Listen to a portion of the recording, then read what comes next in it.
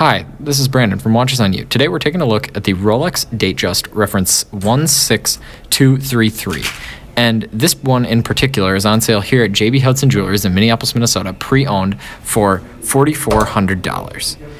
Now, this watch has been recently seen in the very popular Netflix series Narcos Mexico, and it is one of my favorite shows, and the kind of ringleader of that show, Felix Miguel Gallardo, has this watch, and it is pretty prominently featured in this. You can see it in almost every episode, and it really marks the success that he's having with his organization. So I thought it'd be cool to review this watch, and for that reason and for a multitude of reasons, including the fact that I think that two-tone watches are becoming a little bit more popular. I think that in the coming years, you're going to see them kind of maybe even supersede steel because, I mean, they just have that gold element that makes them a little bit more special. I mean, honestly, everyone's got a steel sports watch now, and it's getting, I don't know, a little bit boring in my opinion. So I really think two-tone is going to be the next big thing, and a watch like this is a perfect addition to your collection at kind of an entry-level luxury price point.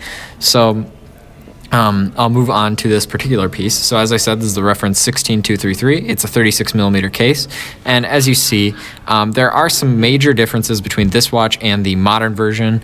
And most of that has to do with the quality of the case. Now, this the bracelet on this watch does not have solid links to it necessarily, and what I mean by that is the gold links.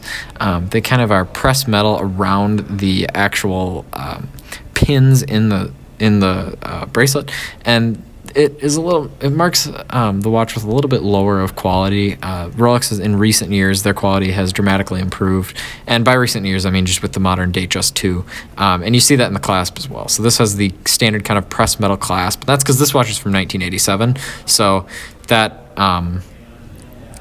it's understandable that the quality was like that, as we obviously didn't have as good of manufacturing methods back then. But nonetheless, I think this watch is very cool. It's definitely a future classic. I mean, it's been really a salesman's watch in a variety of movies, and it's, again, very prominently featured all over cinema as well as TV and Netflix, as I pointed out, and as you'll see in the title of this video. So I really like this piece.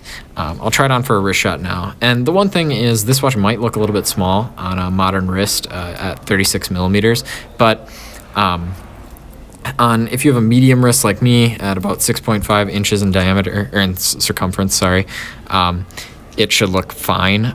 But even on me, it looks a tiny bit small, in my opinion. So if you like this video, please remember to like, subscribe, and share. Thank you.